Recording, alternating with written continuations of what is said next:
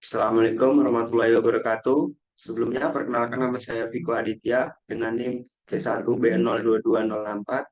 Di sini saya akan mempresentasikan tugas ketiga mata kuliah Manajemen Mutu Terpadu dengan dosen pengampu Bapak Bambang Purnomo SDMM. Di sini saya akan menjelaskan tentang alat-alat Total Quality Management atau TQM.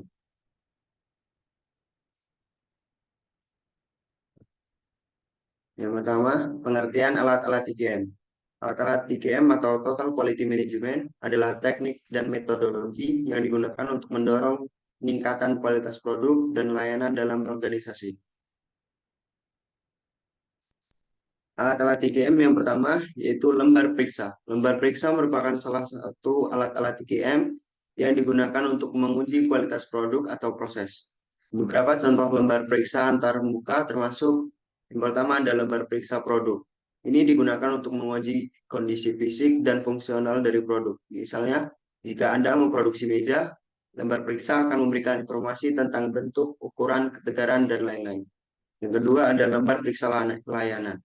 Ini digunakan untuk menguji kualitas pelayanan pelanggan. Misalnya, jika Anda membuka restoran, lembar periksa akan memberikan informasi tentang kenyamanan pelanggan, cepatnya servis, kesegaran makanan, dan lain-lain. Yang ketiga ada lembar periksa proses. Ini digunakan untuk menguji efektivitas proses produksi. Misalnya, jika Anda memproduksi mobil, lembar periksa akan memberikan informasi tentang produksi, biaya produksi, konsumsi energi, dan lain-lain. Kemudian, alat IGM yang selanjutnya yaitu diagram pencar. Diagram pencar atau flowchart adalah alat TKM yang digunakan untuk menggambarkan urutan proses atau aktivitas dalam suatu sistem. Diagram ini membantu dalam menganalisis dan mengoptimalkan proses serta membantu dalam mengatur tindakan yang akan digunakan dalam suatu sistem. Diagram pencar umumnya digunakan untuk menggambarkan urutan proses, keputusan, dan hasil yang diharapkan dalam suatu sistem. Diagram ini juga dapat digunakan untuk mengidentifikasi titik kritis dalam suatu sistem dan mengoptimalkan proses tersebut.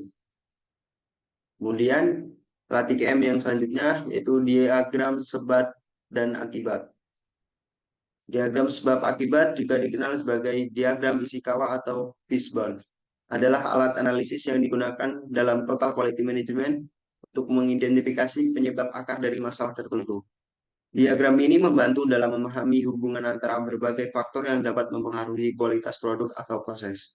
Contoh diagram sebab akibat pada TKM dapat mencakup faktor-faktor seperti manusia, keterampilan, pelatihan, dan motivasi karyawan. Yang pertama ada metode, prosedur kerja, standar operasional, dan proses produksi. Kemudian bahan, kualitas bahan baku, sumber daya material, dan inventaris. Kemudian di mesin, kondisi peralatan, pemeliharaan, dan efisiensi mesin. Kemudian di lingkungan, faktor-faktor eksternal yang dapat mempengaruhi proses produksi. Kemudian alat TKM selanjutnya yaitu diagram Pareto. Adalah alat yang digunakan dalam total quality management untuk mengidentifikasi dan memprioritaskan masalah atau penyebab utama yang berkontribusi terhadap ketidakpuasan pelanggan atau masalah kualitas lainnya. Diagram ini didasarkan pada prinsip Pareto yang menyatakan bahwa sebagian kecil penyebab dapat menyebabkan sebagian besar masalah. Contoh penerapan diagram Pareto dalam TKM adalah sebagai berikut. Sebuah perusahaan menemukan bahwa 20% jenis cacat produk mereka menyebabkan 80% keluhan pelanggan.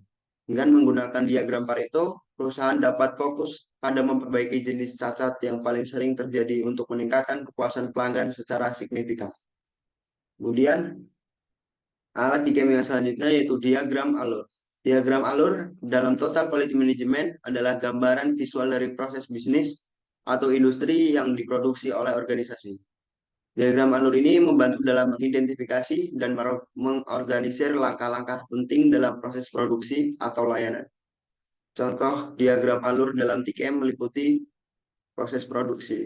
Gambaran visual dari langkah-langkah produksi mulai dari bahan mentah hingga produksi siap dikeluarkan. Proses layanan yaitu gambaran visual dari langkah-langkah layanan mulai dari permintaan pelanggan hingga pengiriman layanan. Kemudian proses pembelian.